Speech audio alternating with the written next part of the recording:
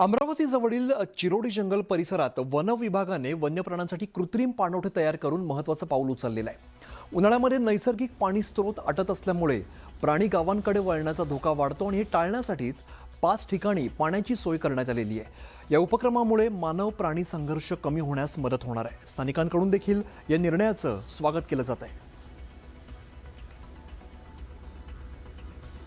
उन्हाळ्यात उन्हाची तीव्रता जी आहे भयंकर मोठ्या प्रमाणात जाणवत असते आणि अमरावती जिल्ह्याचं तापमान जे आहे ते 46 डिग्रीच्या वर गेलेलं आहे। त्यामुळं जंगलात पिण्याच्या पाण्याचा प्रश्न जो जनावरांसाठी तो देखील मोठा प्रश्न, गंभीर प्रश्न निर्माण झालेला आहे। आणि त्यामुळं जंगलातले जे नैसर्गिक जे पाण्याचे स्रोत आहेत ते स्रोत पूर्णपणे आटलेले आहे।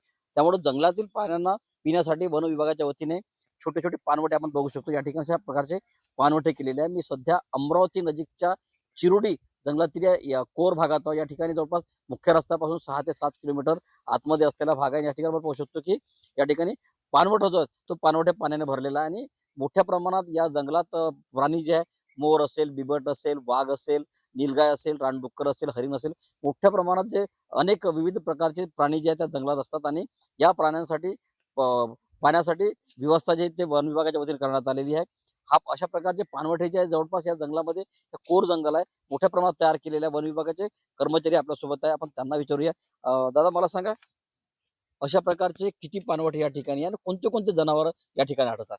असे आपले 5 पाणवठे आहे, वेगळ्या वेगळ्या बीटमध्ये आहे। हे 297 आहे, समोर 312 आहे, 311 आहे, 310 आहे, अशा ठिकाणी आपले पाणवठे तयार केलेले आहे। आणि ते पाणवठ्यावर आपल्या पाईपलाईननं पाणी गेलेलं आहे। सामाजिक नर्सरीमधून ते पाईपलाईन केलेली आहे।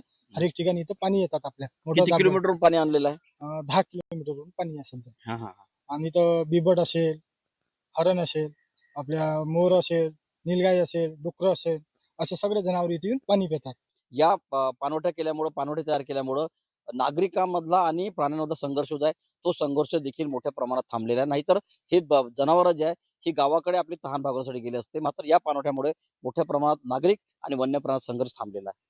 ओरिजिनल सागरचा संजय शेंडे, न्यूज 18 मराठी, अमरावती।